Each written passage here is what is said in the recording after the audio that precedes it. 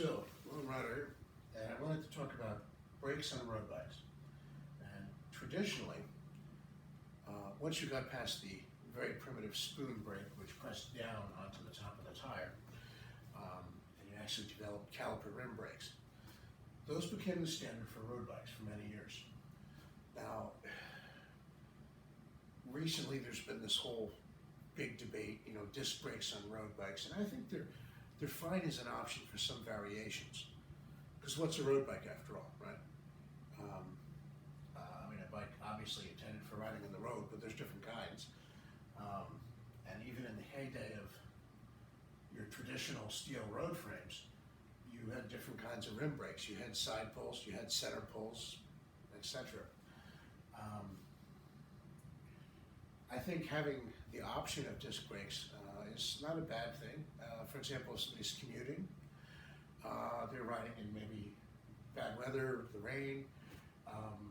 Disc brakes stop better in the rain because centrifugal force throws the water out from the center of the wheel, so the disc brake stays drier. So they're good at stopping in foul conditions. Similarly, if somebody's running wide tires, there's a limit to the size tires you can fit through side pulls or even center pulls. That's why early mountain bikes and cyclocross bikes used cantilevers and then V-brakes before disc brakes came along. Basically, it was so you could get the tire in there. So if you have somebody riding, let's say 32s on a road bike, 700 by 32s, as opposed to something skinny like these are I think 25s, well 23s actually. But yeah, if you have somebody riding wide tires like 32s, or semi-knobbies or cyclocross tires even, or big fat hybrid tires or touring bike tires, it would make sense for them to have the disc brake as an option. Disc brakes also make sense on touring bikes, not only for the clearance for wider tires, which is the reason that touring bikes traditionally have used things like cantilever brakes instead of center pulls or side pulls. They also make sense in terms of heel clearance. If you have racks on the back of your bike and the brakes are right here, and you have your pedals going around with your foot, it may clip the brake mechanism if it's really wide cantilevers. Whereas if you have disc brake mounted down there, that's not an issue. This is also one of the reasons why touring bikes tend to have longer wheelbases. It's not just more stable, but it also it reduces the risk of a heel strike on the bags on the back and on the brake and other things. But generally speaking, there's a variety of reasons why, even on a road bike or a road style bike, variant of a road bike, you'd want the option of disc brakes. But the thing is, should they be the new standard? And I would say no. I would say disc brakes are great to have as an option for road bikes. Just like 29er is a great optional tire size for mountain bikes. Should it be the standard? No. And there's several reasons for this. I'll just touch on a few of them briefly. First of all, these are easier to maintain for almost everybody. So that's number one. They're easier to take care of. They're simpler design.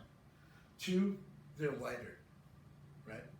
A lot of, maybe it's not an issue to somebody riding a vintage bike like this old Miata 310, but a lot of hardcore competitive road racers are obsessed with weight, and even frankly a lot of recreational riders, right? I can't tell you how many times I've been at the bike shop and every person is willing to talk to the person next to them about how their chainring bolts are lighter, or their skewers are made of a better grade of titanium or whatever, right? Roadies are obsessed with how much their bike parts weigh.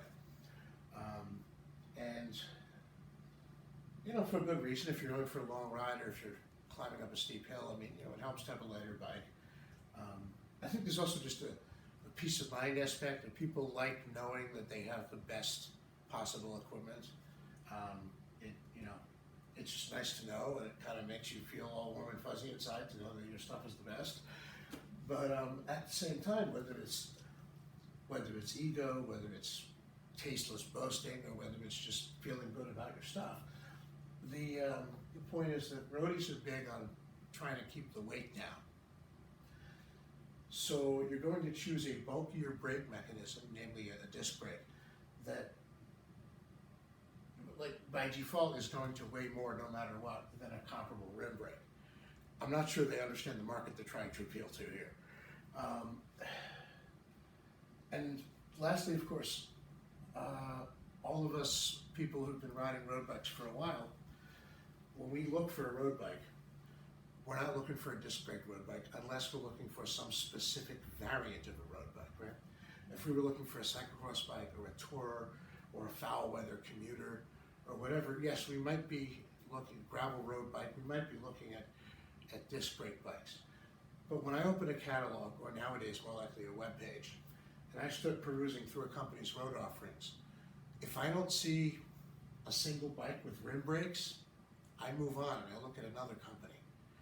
And there's a reason for that, okay?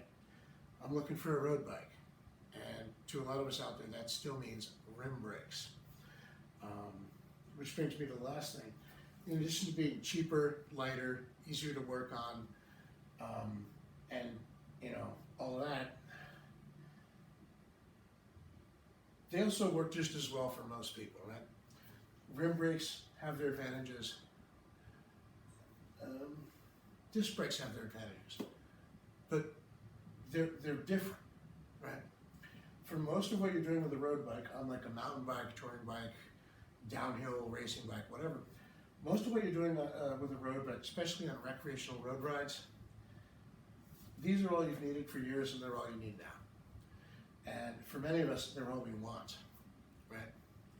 So as far as this thing about disc brakes, I just saw another video where somebody was on a big cycling channel was going on about how, you know, there's this controversy, and it was interesting to read all the comments. A lot of people were like, well, when I started riding road bikes, they all had disc brakes. This person is obviously a newcomer.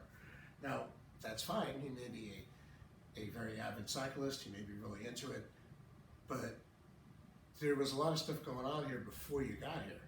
And to just say, oh, that's obsolete, that's obsolete, that's obsolete. No, you're coming into cycling in the middle of a momentary trend, and you're looking at that trend as if it's like a natural progression to some future.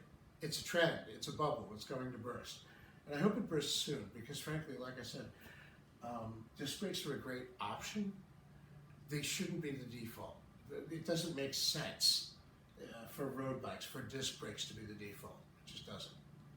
So, long roundabout, and this may seem like sort of an old school opinion to have, but I think given the context of road riding, it's definitely the correct one, at least in this case. Don't get me wrong, I have disc brakes in some of my mountain bikes. I have a hybrid with disc brakes. You know, disc brakes can be good.